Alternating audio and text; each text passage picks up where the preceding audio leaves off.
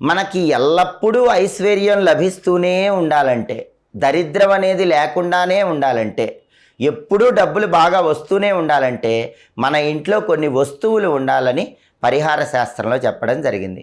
వాటిలో ముఖ్యమైనటువంటి వస్తువులు ఏంటంటే రోలు, రోకలి. ఎందుకంటే రోలు అనేటటువంటిది పార్వతీదేవి స్వరూపం, రోకలి అనేటటువంటిది పరమేశ్వర స్వరూపమని ప్రామాణిక పరిహార శాస్త్రంలో చెప్పారు.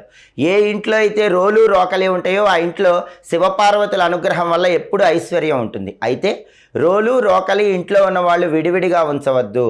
రోలు, రోకలి ఎప్పుడు కలిసే ఉండాలి, శివపార్వతులు ఎప్పుడు కలిసే ఉండాలి.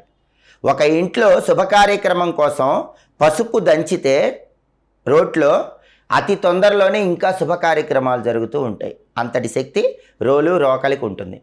ఆ తర్వాత ఖచ్చితంగా ఇంట్లో ఉండాల్సిన వస్తువు చాట.